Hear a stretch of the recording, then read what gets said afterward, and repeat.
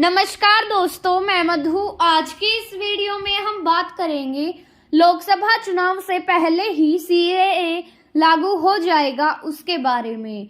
तो चलिए शुरू करते हैं। लोकसभा चुनाव से पहले देश में नागरिकता अधिनियम लागू हो जाएगा।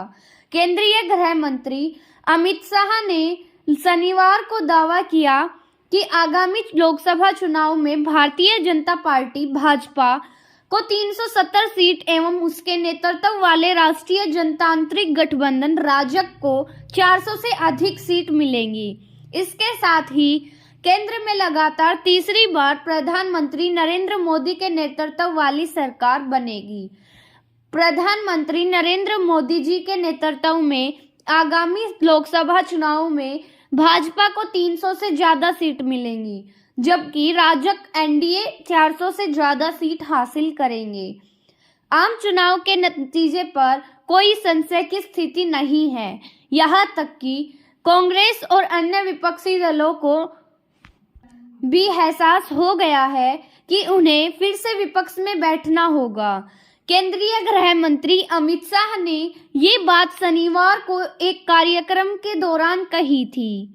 अमित शाह ने कहा, हमने संविधान के अनुच्छेद 370 के ज्यादातर प्रावधानों को खत्म कर दिया है।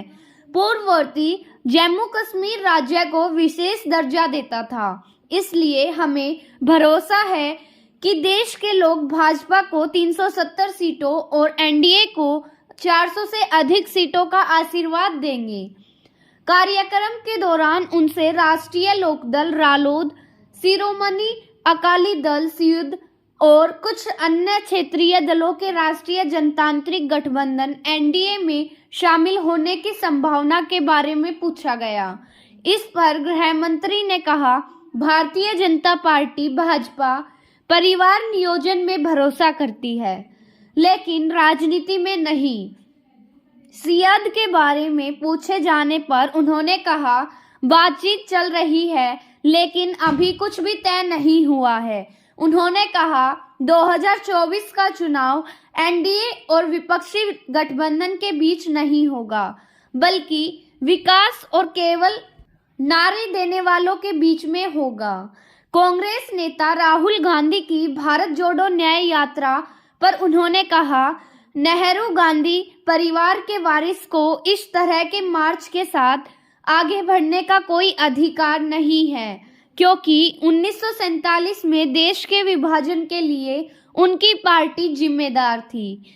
संसद में सरकार की ओर से पे किए गए श्वेत पत्र पर अमित शाह ने कहा, यह जरूरी था क्योंकि देश को यह जानने का पूरा हक है कि कांग्रेस नीति संयुक्त प्रगतिशील गठबंधन यूपीए ने 2014 में सत्ता खोने से पहले क्या गड़बड़ की थी। 10 साल बाद हमारी सरकार ने अर्थव्यवस्था को फिर से जिंदा किया है, विदेशी निवेश आया है और कोई भ्रष्टाचार नहीं है।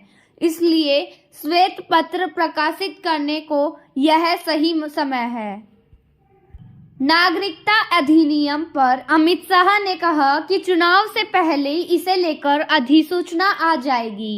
इस संबंध में नियम जारी करने के बाद इसे लोकसभा चुनाव से पहले ही लागू किया जाएगा। उन्होंने साफ किया कि सीएए किसी के लिए भी नागरिकता छीनने का कानून नहीं है। हमारे मुस्लिम भाइयों को गुमराह किया जा रहा है, भड़काया जा रहा है। सीएए केवल उन लोगों को नागरिकता देने के लिए है जो पाकिस्तान, अफगानिस्तान और बांग्लादेश में उत्पीड़न का सामना करने के बाद यहाँ आए हैं। यह किसी की भारतीय की नागरिकता छीनने का कानून नहीं है। अयोध्या के राम मंदिर के मुद्दे पर उन्होंने कहा कि देश के लोग 500 से 550 वर्षों तक यह मानते थे कि जिस स्थान पर भगवान राम का जन्म हुआ था वहां मंदिर बनना चाहिए, लेकिन तुष्टीकरण की राजनीति और कानून व्यवस्था का हवाला देते हुए राम मंदिर के निर्माण की अनुमति नहीं दी गई थी। तो दोस्तों, हमारी अगली वीडियो देखने के लिए हमारे चैनल को लाइक एंड सब्सक्राइब कीजिए।